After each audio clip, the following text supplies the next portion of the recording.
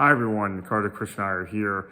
Wanted to give a quick tactical analysis from my perspective about the call-up of Ehsan Adil to replace the injured Jesse Singh for the United States.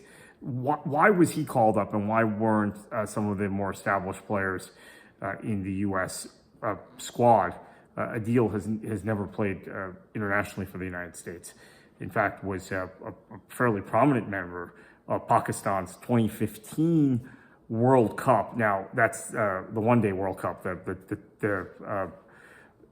World Cup in 2015, not T20. But he has established himself since leaving Pakistan, which was, I think, about 10 years ago. Established himself as one of the better fast bowlers in Major League Cricket. He is still only 32. So here is my thinking. He's replacing Jesse Singh in the squad. But I think this is also Monak Patel and the leadership of the U.S. team thinking, you know what, we might need to replace Ali Khan because of that injury in Mumbai. And again, it's so untimely because I just, look, I know I'm belaboring the point about the timing of that injury, how that injury occurred, and what potentially could have happened in that match, which would have been arguably the biggest upset in the history of international cricket if the U.S. had pulled it off. Ali Khan bowls those final 2 overs. I think India has a much lower target to defend. Do the U.S. ultimately get to that number? That's still questionable. And of course, Shubham got injured also.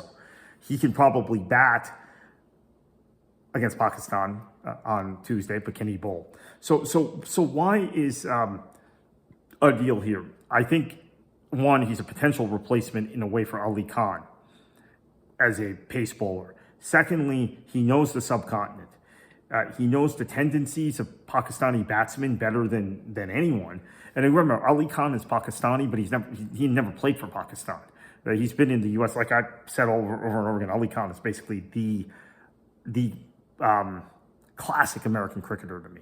So this is bringing in kind of a specialist that understands Pakistan in this critical match 2 of Group A in the World Cup, and has that pace that you might lose with Ali Khan.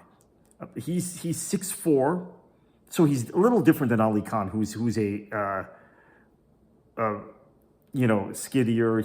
He can complement the left arm angled bowling of Netravalkar, although that went horribly wrong against India in those last few overs, right? And the tracks in Sri Lanka tend to be slower, so his extra bounce from a good length because of his height, I think, will help make a difference. With Jesse out, the U.S. bowling strategy for the match in Colombo tomorrow is Netravalkar. Hopefully he does better than he did in Mumbai. That was a homecoming for him. Sky just ripped him to pieces, although he did well against the other Indian batters. I mean, the numbers, if you just look at the scorecard, it looks ugly, but he did well against the other Indian batters. Ali Khan, we don't know if he's going to be available. Let's assume he's not for now. Maybe he'll be back for the match against, I'm hearing, so I should backtrack a minute. I'm hearing he's highly doubtful for tomorrow, but he could be in play for the Netherlands and Namibia matches. Now, this is a bad break for us that we're playing the first 4, that we didn't get a break because there are effectively 5 match days in this group. India is off this match day. Namibia was off the previous match day. Pakistan is off the next match day. So we are playing in the first 4, which is unfortunate given the circumstance of Ali Khan's injury. So maybe Friday or Sunday he can go.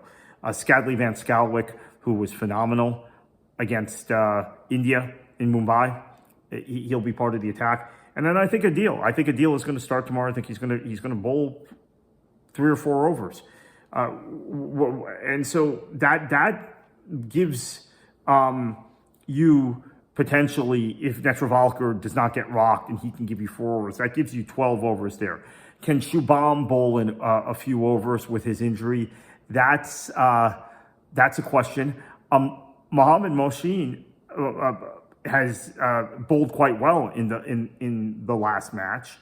Kangage is still an option, right? He's on the squad. He didn't play against India. He's still an option. So I think this is a good call up, right? There's a certain risk involved with a guy who hasn't played with his teammates before. The U.S. preparation isn't ideal anyway because of the USA cricket situation, and then your best batsman getting banned from international cricket days before the tournament in Aaron Jones. But I think this is an experienced player. My sentiment was I want Stephen Taylor in the team, or one or two other guys were on my list, but I think this makes a lot of sense. And I think Monak and crew have realized they want a specialist. They want a guy who's a fast bowler, and they want someone who knows the conditions of the subcontinent. And that would lean towards picking someone of Indian or Pakistani descent. And then when you get to the fast bowlers, they're generally of Pakistani descent.